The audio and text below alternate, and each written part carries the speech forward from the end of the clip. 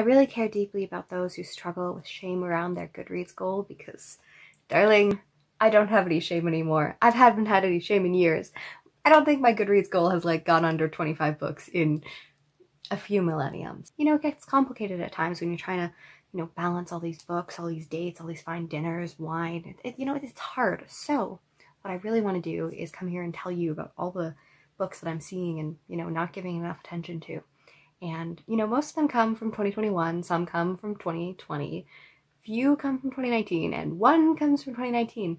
That guy is still sticking around, even though I haven't given him love in like 5 years. So this is what I'm going to be talking about. And I have 28 books, and we're going to be quick. The first book on here is going to be Diana, and this is The Unseen Ones, and is by Norma Dunning, who is an Anak author who writes these short stories that is just brilliant. And I was immediately captured. I went on to like see if I could read it as an ebook, and I read like 25 pages. The issue is that I haven't gone back. But this is one that I really want to prioritize and read this year because it is incredible and could be a favorite. Another one on the same thing is Creature by Amina Kane. I loved the other book by Indelicacy by her, and it is just brilliant. And I read probably 30 pages of this like 100-page book, and I really loved it. It's like in this kind of, it feels like it's here, but it's not here at the same time, and it's like critiquing things. I don't know how to describe it. It feels kind of postmodern without being pretentious. We're going to move on to Mamo, and this is by Saz Malaj, which is an Australian author, and this is their debut comic, and I really enjoyed the first few comics, and I have, I think, another 3 to finish off the first volume, and it was just really, really lovely.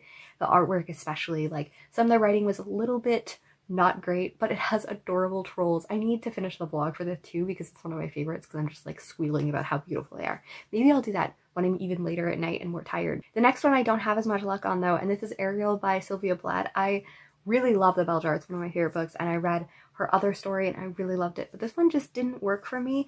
Like, the poetry just isn't working. I am finding it very, like, I don't know, it's not emotional. It feels a little clunky. It's just not my style. So I want to finish it because I love her as an author, but I keep on like looking at it and not reading it, so that's an issue. Then we have Interpreter of Melodies, which has the opposite effect. Like, she is right here, ready to be read at any time. This is a short story collection by Indian American author who is Jhumpa Lahiri, and I want to read everything by her because she just writes so beautifully, like so beautifully. She's so beautiful. She learned Italian and wrote Whereabouts, which is definitely one of my favorite books of 2021. Like, I really, really like her as an author, and her short stories are able to capture such emotion in such a short amount of time, and I really, really recommend it. It won the Pulitzer Prize too if you're pretentious and want that. On the complete other side of pretentious, we have Wuthering Heights, and you know, girl, like, I've been trying to date you for a while. It's not going very well. Me and my roommate keep on coming and reading starts of it, so I probably would have finished it, but I'm keeping it up so that we can read it together, and we're reading it aloud and laughing and joking. It is dramatic. I am not enjoying it as much as Jane Eyre or the other books by the Bronte sisters, but you know, it has its own story, and I will finish it sometime, and it's providing lots of entertainment in the meantime. I've always really liked the artistic types, and Sarah and Screen just got me into artist stuff, so she's the reason for my pretentiousness. This is You Are the Artist, and it is beautiful. It has like this kind of thing, so it's hard to read in like one thing because it's art thing. So even though I have it on my reading list, like, I'm okay with not having read it in the meantime, and I have to take it from the library to read it and stuff. But it has these like art things, and it's like to kind of inspire you to do artist things, and it really helps me when I'm having creativity kind of funk. I feel like it's really lovely, and I really just enjoy reading it, and I don't know, I have like such a like creative crush on her. She's super awesome. We have The Curious Case of Benjamin Button and Other Jazz Stories. So I read Benjamin Button, I loved it. It was such a funny story, and I read the beginnings of a few others, and I'm really, really excited to read it. It's a short story collection. A lot of these are like short story collections that are being physically read, so it's just hard for me to like push through, even though I want to push through because like it's awesome, right? Like, these stories are really good. I just don't have the momentum to keep on reading them. And then we have Weather by Jenny Awful, and this is a book I have been reading and enjoying and loving, and like, I keep on going back and reading it from the beginning, which isn't helpful. I'm doing that with Wide Saga Sea, which is the next book as well, which has been like taking me, but I'm like, I want to be fully immersed in you. So yeah, Weather is a story about this woman who works at the library, and she used to attend this university and for some reason like didn't graduate, doesn't have a degree, and is kind of stuck, and then she gets like hired to do this thing at this like apocalyptic, you know, podcast where she's kind of comforting people, so that's interesting. And Wide Summer Sea is a retelling of Jane Eyre, which I was going to read by the end of the year so I could talk about how I feel about Jane Eyre, because it has some issues along with like really great parts, but this is a retelling by an author who also grew up in the Caribbean and then was like yanked out there at like 16 or 18 and was made to like assimilate. I'm really enjoying the writing style. I'm really enjoying it. It's really short and I'm taking it everywhere. Like, it has gone on so many trips yet and I haven't read it, so I really need to do that because it's really great. And guys, guess what? We have another short story collection. I have a mood of like not finishing short story collections. This is like, I'm realizing things about myself in doing this, and this is good. This is gonna keep me accountable. So we have 50 short stories. This was gonna be my short story collection for the summer because I didn't have 5 others. And this is like classic short stories, and you know, it's much more male heavy than most of my things. And I've already read the one by Steinbeck, the one by Jackson, Mansfield, and Salinger, and I enjoyed all of them.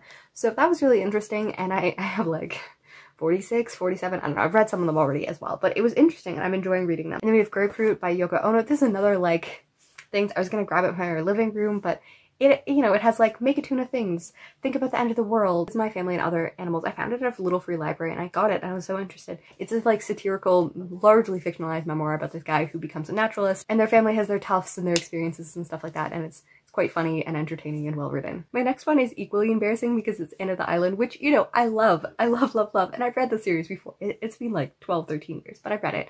And I will read it hopefully in March because I'm part of the Analon, which is hosted by Emily Novell, and she's amazing and they're all amazing, and I love their thing. So I am going to be reading it in like the next month. I read like 70 or 80 pages in one sitting in 2019 and it's been sitting on my Goodreads thing ever since. We have Future State Superman, and this is probably the closest to an in DNF because I did DNF 1 and I also finished Never Let Me Go in the early January, so that is off my list as well. And this is one where I was, you know, I love comics and stuff like that, and I hate reviewing things when they're only like one issue. So I read like the 2 issues of Future State Superman, which I thought were really, really good, War of Worlds. And then I wanted to read the rest so that I could review the whole thing. And it's a 500 pages of like 7 other different mini issues. And you know, they're not driving me as much. So I probably should have just done War of Worlds. The next one even makes me a little bit sad, and this is Herlin. It is like a utopian story about these women's society and these men finding and stuff like that. It is written in like 1910 by, you know, the author of The Yellow Wallpaper, one of my favorite authors. And it's just so brilliant, and I need to finish it, and I haven't finished it. And then we have the Anthropocene Reviewed, which I love. I have been reading through it 2020, and I like literally was reading at New Year's, and I got to about like 50 pages from the end. So I really need to finish the last 50 pages. I'm kind of savoring them and stuff like that, so I wanted to get some of the books that are new out of the way before I finished it, but I actually may sit down like this week or something like that, or early March, and kind of like sit down and finish it. And then we have Poems That Will Live Forever, and this is probably one that's gonna sit on the thing for a while because this is a collection of like probably like 400 pages of like things. I found another gun in the like free little library. It didn't have like a cover and something like that. It was published in like the 1960s, but it's such an interesting collection of poetry. The cow one is very interesting. I've read it like 7 times to friends. And then I also have the poetry of Audre Lorde. This is the author who I think is great. I read probably half it, probably like 250 pages, which includes like 7 different ones of her collections. So I've read a lot of her poetry collections. I just haven't logged any of them. So I kind of regret that. I think I should have individually broken them up and logged them because I think that would have worked better, but I'm really enjoying it. Then we have Jade City by Fonda Lee.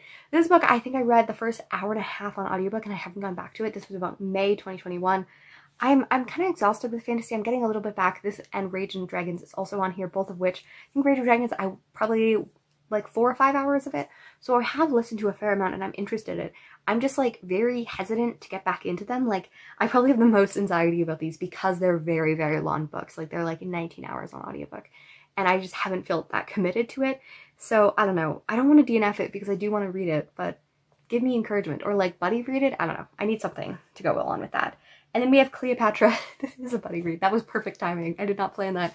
I did a buddy read with Kara in 2020 and she has, you know, read it a long time ago and reviewed it and it was wonderful. I read like, you know, like 100 and some pages, 200 pages of like the 300-page book. So I'm a fair bit into it, loving it. But I feel like when I have such strong emotions, it's sometimes hard for me because like, I feel like so many of these books I've been enjoying so much that it's almost harder for me to kind of like jump back in and really, really enjoy. I'm not planning this, but it is working great in the like order that I did because Clap When You Land is also this. It is right there. I've shared it a lot. I had a grief around the same time and this book deals with grief and I read the first part twice because I loved it so much and I loved it. And I just feel so like blocked on wanting to restart it even though I feel like it could be a favorite. A book that is very similarly is The Toll. The Sight series is probably like one of my favorite series of all time, and I was so psyched for this book. I got it from the library and I started it and I read like 60 pages of it and I really, really enjoyed it. It did get some bad reviews and stuff like that that worried me, but like, you know, I'm gonna like it or not like it based on my own, that's fine. My roommate has read it, she owns it, even though it's like my favorite series. And it's been over 2 years and I haven't read it, and I just don't know why.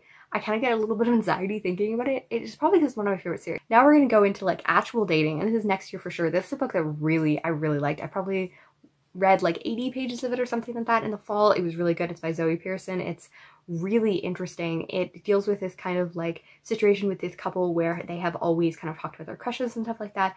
And after this guy's crush is quite intense, his wife is like, well, how about you ask her out?